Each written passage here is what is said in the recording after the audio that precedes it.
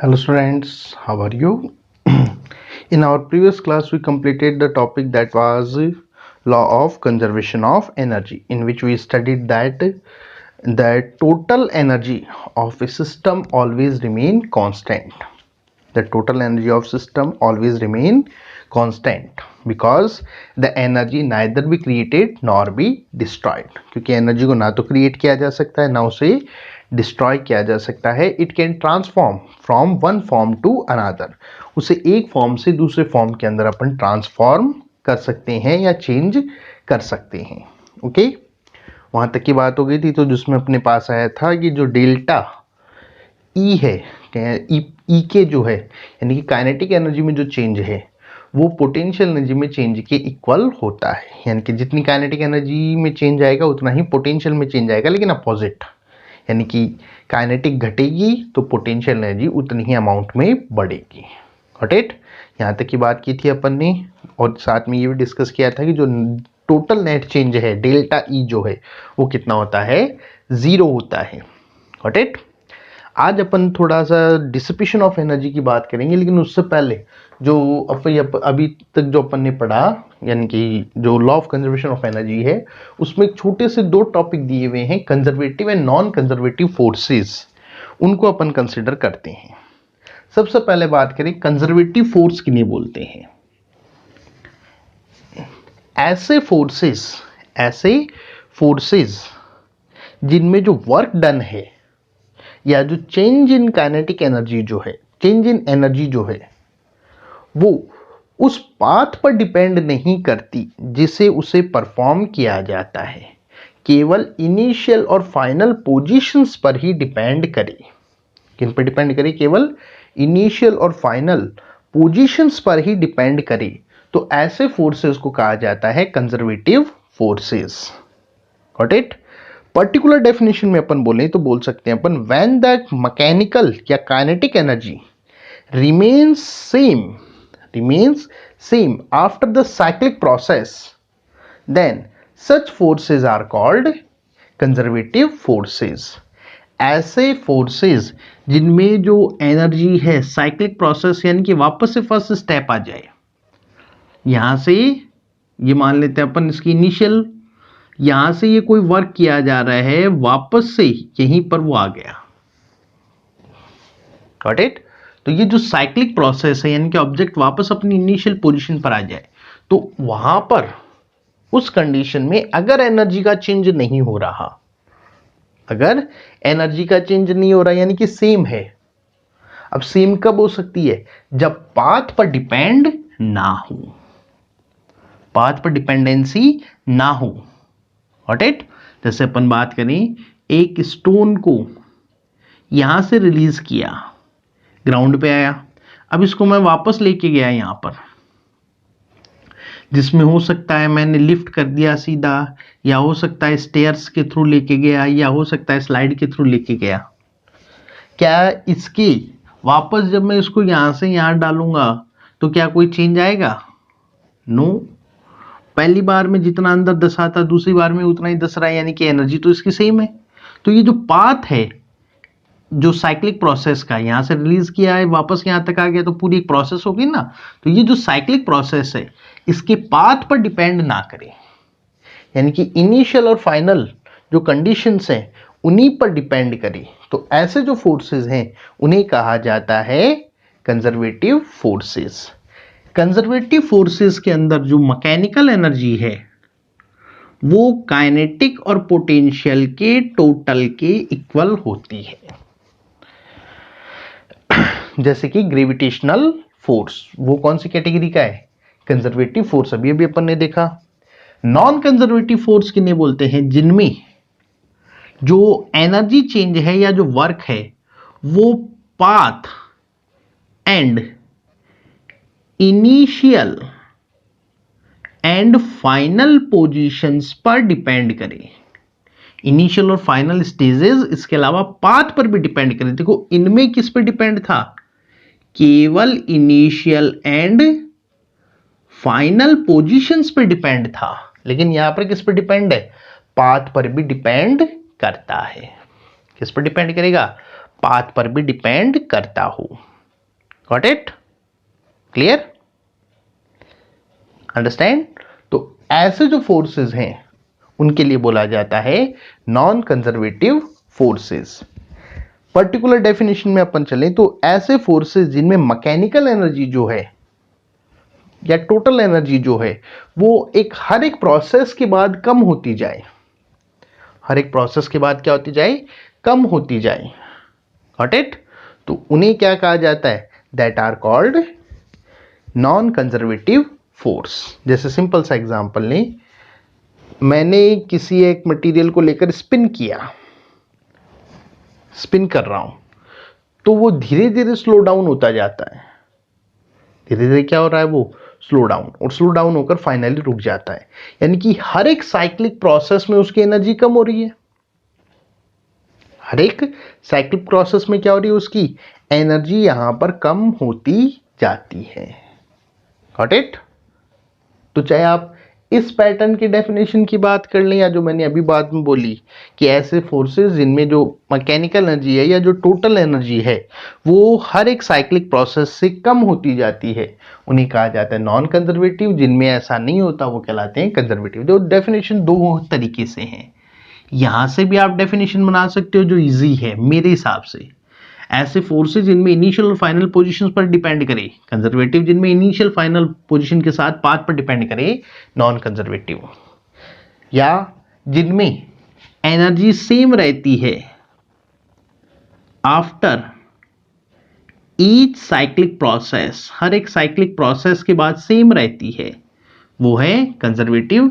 जिनमें कम होती जाती है, decreases after each cyclic process, हर एक साइक्लिक प्रोसेस के बाद कम होती जाती है, वो कहलाते हैं नॉन कंजर्वेटिव फोर्सेस। अब इनमें होता है क्या है, ऐसा क्यों? इन फोर्सेस के केसेस में जो कुछ अमाउंट ऑफ एनर्जी जो है, जो कुछ अमाउंट ऑफ एनर्जी है वो sound, friction, light, heat, in form के अंदर वो कन्वर्ट होता है और एनवायरनमेंट के अंदर लॉस हो जाता है।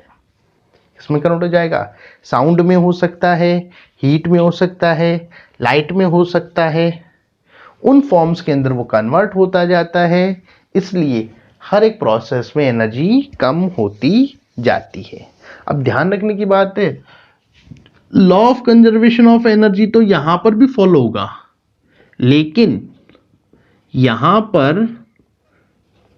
अदर फॉर्म्स भी ऐड हो जाती हैं, वो भी ऐड होंगी। यहां पर तो केवल और केवल कौन सी थी? Kinetic and potential. यहां पर काइनेटिक और पोटेंशियल के अलावा ये अदर फॉर्म्स भी हमें दिखाई देती हैं जो कि क्या होंगी? एनवायरनमेंट के अंदर लॉस्ट होती हैं, लॉस्ट इन एनवायरनमेंट, एनवायरनमेंट में लॉस्ट होती जाती हैं। इसीलिए ये क्या होता जाएगा? हर एक प्रोसेस के बाद डिक्रीज होता है। इसमें अपन एग्जांपल की बात करें तो जो फ्रिक्शन है, विस्कोसिटी है, इन फोर्सेस में ये जो फोर्सेस हैं ये किस टाइप के होते हैं? These are non conservative forces. Okay, clear? चलिए अब इसके बाद बात करते हैं अपन डिसिपेशन ऑफ एनर्जी।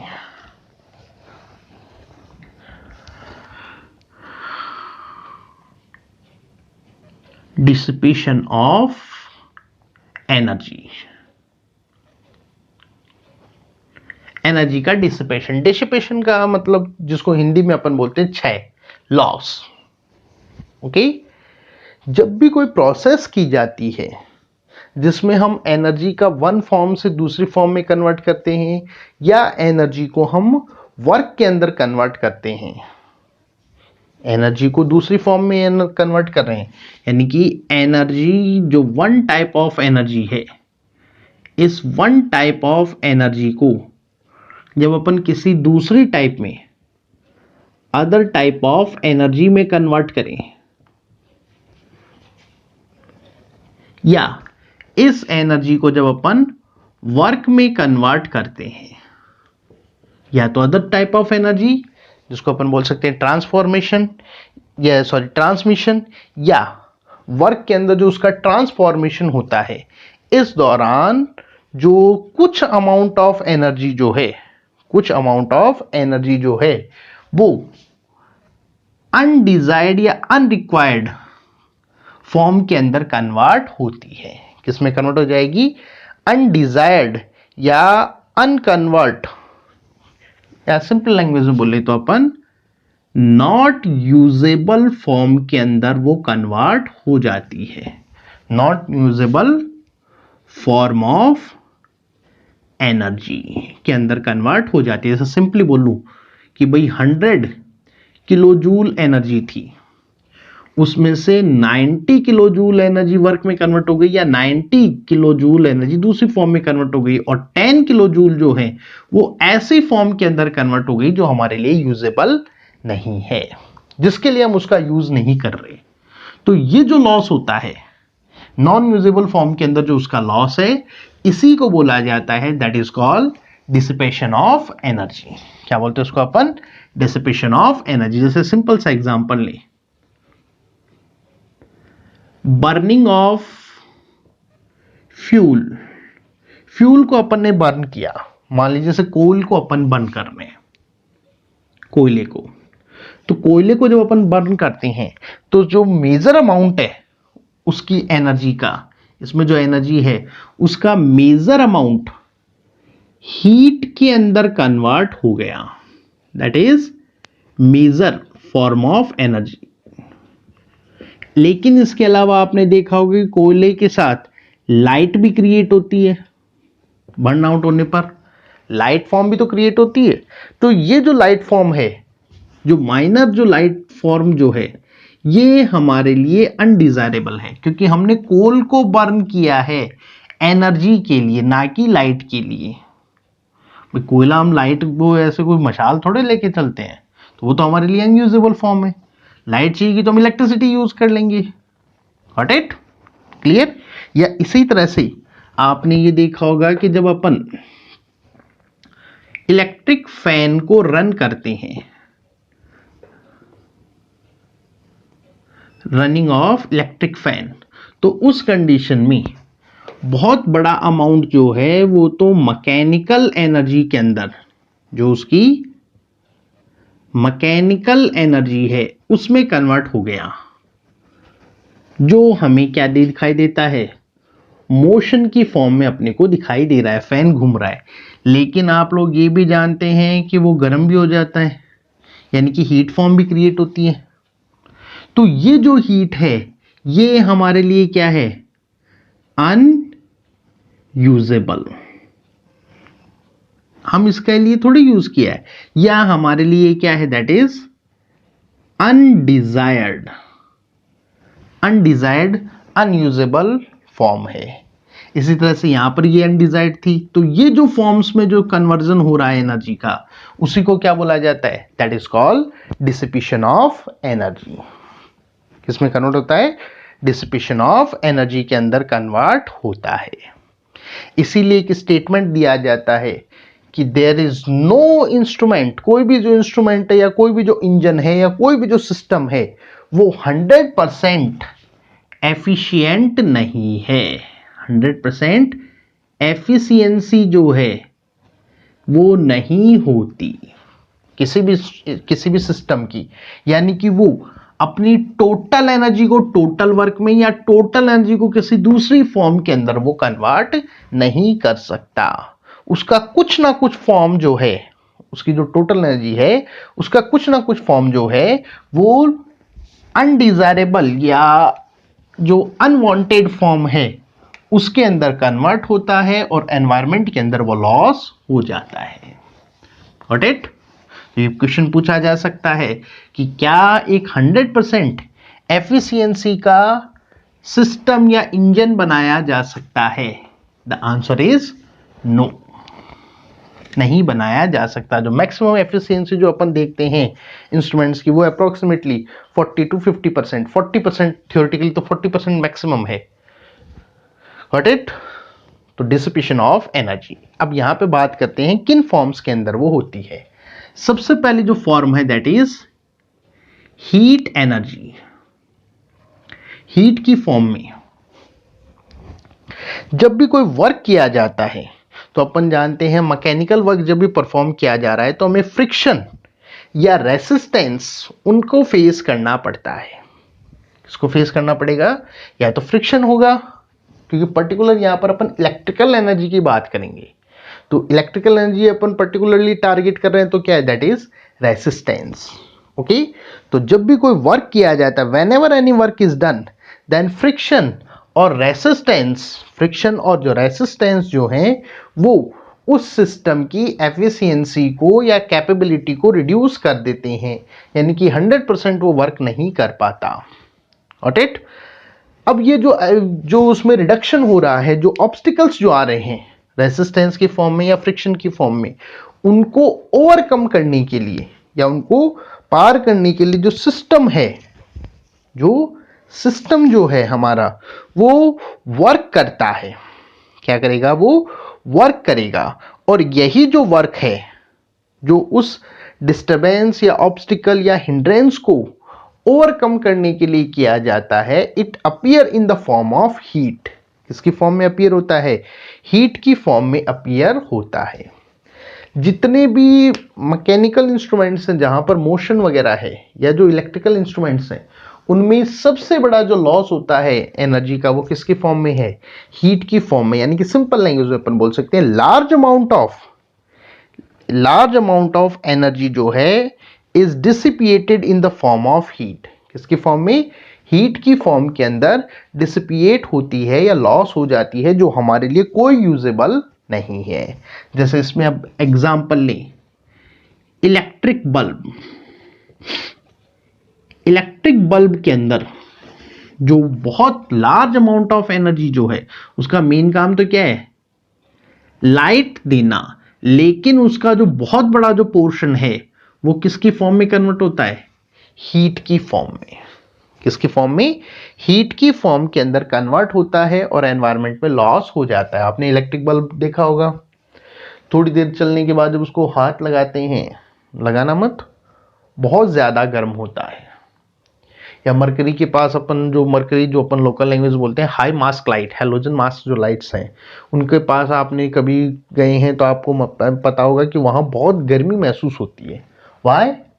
बिकॉज वहां पर जो इलेक्ट्रिसिटी है उसका लार्ज अमाउंट किस में कन्वर्ट हो रहा है?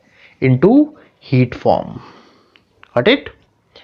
सेकंड जो लॉस है दैट इज लाइट एनर्जी। जब कभी भी अपन बर्निंग प्रोसेस करते हैं,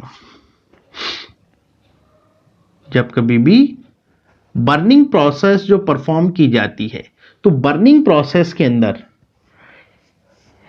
हमें क्या मिलती है? Heat energy. लेकिन एक बहुत बड़ा अमाउंट जो है वो किस फॉर्म में कन्वर्ट होता है? लाइट की फॉर्म में। जैसे अपन ने वुड को बर्न आउट किया तो हीट तो क्रिएट हो रही है, लेकिन उसके अलावा लाइट भी तो आती है। लाइट का मतलब वो इलेक्ट्रिसिटी वाली लाइट नहीं है, रोशनी वो है। ओके, तो लाइट के अंदर वो कन्वर्ट होता है। तो जो लाइट की फॉर्म में जो कन्वर्जन हो रहा है वो क्या है? That is loss. या इसी तरह से अपन बात करें तो आप लोगों ने हीटर देखा होगा, नाइक्रोम वायर देखा है ना, इस तरीके से, जिसमें नाइक्रोम वायर लगा रहता है इस तरह से। जब वो बिल्कुल गर्म हो जाता है तो वो बिल्कुल रेड ब्लड हीटेड होता है, तो वो भी थोड़ी बहुत क्या प्रोड्यूस करता है? लाइट। क्या प्रोड्यूस करता है? लाइट यहां पर प्रोड्यूस करता है। तो लाइट की फॉर्म के अंदर एक बहुत बड़ा अमाउंट एनर्जी का लॉस होता है। ओके, थर्ड जो आता है मेजर जो लॉस जो है, that is in the form of sound energy. Sound energy की फॉर्म में जब कभी भी हमारे सिस्टम के अंदर फ्रिक्शन क्रिएट होता है, या जब कहीं भी उसमें सिस्टम के जो कंपोनेंट्स हैं उनमें कॉलिजन होती है, टक्कर होती है, तो उस कंडीशन में जो बहुत बड़ा अमाउंट जो है वो एनर्जी का साउंड के अंदर कन्वर्ट होता है, जो हमारे लिए डिजायरेबल नहीं है। जैसे अपन व्हीकल की बात कर लें, हमारी गाड़ी जो चल रही है उसके अंदर जो टायरों का जो मूवमेंट है उसमें पार्ट्स एक दूसरे के साथ फ्रिक्शन करते हैं, तो फ्रिक्शन के कारण से वहां पे साउंड क्रिएट होता है। गाड़ी में आपने देखा होगा साउंड आता है, तो वो जो साउंड की फॉर्म में जो लॉस हो रहा है दैट इज अनडिजायरेबल, जो हमारे लिए क्या है, अनडिजायरेबल। अब ये आता क्यों है? जब कभी भी अपन कहीं पर भी इलेक्ट्रिक सोर्स कोई भी जो एनर्जी है उसको यूज करते हैं, तो वहां पर जो सिस्टम है, मतलब जो इंस्ट्रूमेंट है, उसके जो पार्टिकल्स हैं वो वाइब्रेट करना स्टार्ट करते हैं। क्या करना स्टार्ट कर देंगे? वाइब्रेशंस स्टार्ट करते हैं। And you know that vibrations जो हैं वो क्या क्रिएट करता है? साउंड। क्या क्रिएट करेगा? साउंड क्रिएट करेगा। ओके, तो इस तरीके से जो लार्ज अमाउंट ऑफ एनर्जी है वो किसकी फॉर्म में कन्वर्ट होती है? साउंड की फॉर्म में कन्वर्ट होती है, और साउंड की फॉर्म में उसका लॉस होता है।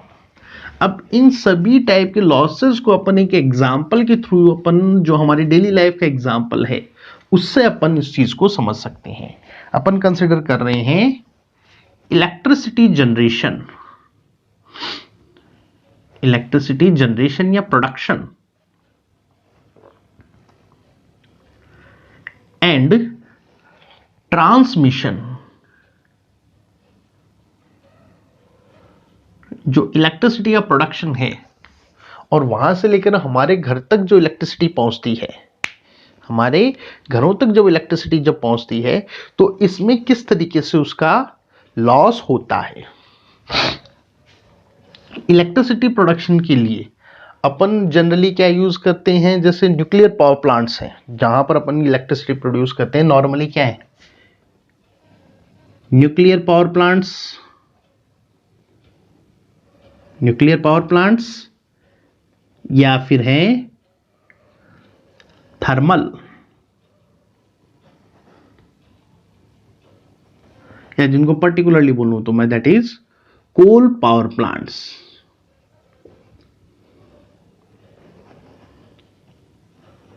या फिर विंड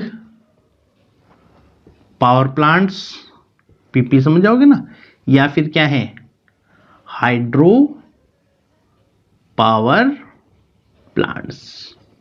नॉर्मली अपन यही देखते हैं। इन सभी के अंदर जो मैकेनिकल एनर्जी है या इलेक्ट्रिसिटी जो है, क्योंकि मैकेनिकल एनर्जी जो है या सिंपल लैंग्वेज बोले तो इन सभी के अंदर डिफरेंट प्रोसेसेस होती हैं। They have different processes. जो डिफरेंट प्रोसेसेस यहां पर हीट या मैकेनिकल एनर्जी क्रिएट करती हैं, जिनसे अपन टरबाइन को रोटेट करते हैं। क्या किया जाएगा? टरबाइन को रोटेट, और टरबाइन जब रोटेट होगी तो क्या प्रोड्यूस होती है? इलेक्ट्रिकल एनर्जी, या जिसको सिंपल लैंग्वेज में अपन बोले तो दैट इज इलेक्ट्रिसिटी प्रोड्यूस होती है। क्या प्रोड्यूस होगी? इलेक्ट्रिसिटी। इस प्रोसेस में ये जो प्रोसेस जो चल रही है, ये जो डिफरेंट प्रोसेसेस हैं, इनमें बहुत बड़ा जो अमाउंट है एनर्जी का, जो बहुत बड़ा जो अमाउंट है, वो बहुत बड़ा अमाउंट एनवायरनमेंट के अंदर लॉस होता है। जैसे अपन ने इसको बर्न आउट किया, इसमें बात करें अपन ने कोल को बर्न किया, तो वहां पर जो डिफरेंट काइंड ऑफ गैसेस जो क्रिएट हुई वो भी तो बर्न आउट हुई। नॉर्मली तो अपन क्या कर रहे हैं, आपने बर्न आउट किया जो कि वाटर को स्टीम में कन्वर्ट करने के लिए, लेकिन जो गैसेस हैं उनकी फॉर्म में लॉस हुआ। इसके अलावा जो बर्निंग जो फर्नल है, जो फर्नेंस जो है, उसकी वॉल्स के अंदर भी एनर्जी कंज्यूम हो रही है, वो भी तो गर्म हो रही है, तो उनके अंदर एनर्जी का काफी बड़ा लॉस होता है। Got it?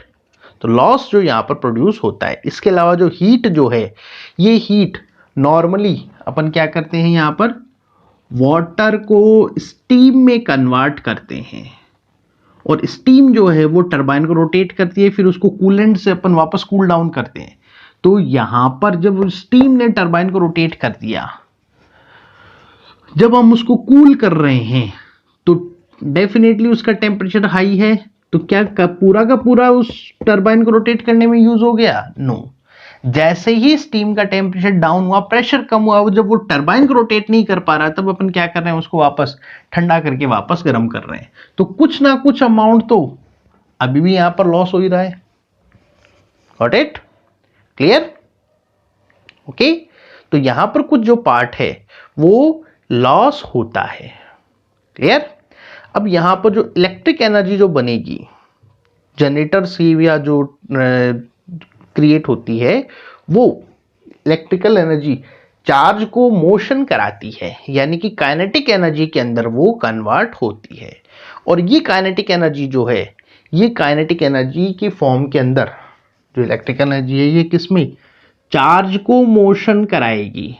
चार्ज को मोशन, मोशन ऑफ चार्ज, यानी कि उसमें कौन सी फॉर्म में कन्वर्ट हो गई, काइनेटिक एनर्जी की फॉर्म में कन्वर्ट होती है। अब ये जो है ये हमारे घरों तक आती है, जो हाउसेज हैं हमारे वहां तक आती है थ्रू द कंडक्टर्स।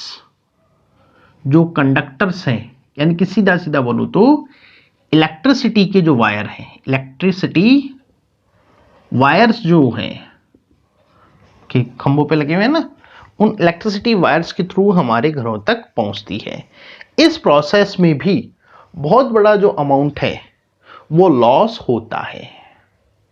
हीट की फॉर्म में हो सकता है, इसके अलावा जो वायर्स हैं आप लोगों ने देखे होंगे लूजली वो जुड़े हुए हों तो वहां पर स्पार्किंग क्रिएट होती है, उसकी फॉर्म में लॉस हो सकता है।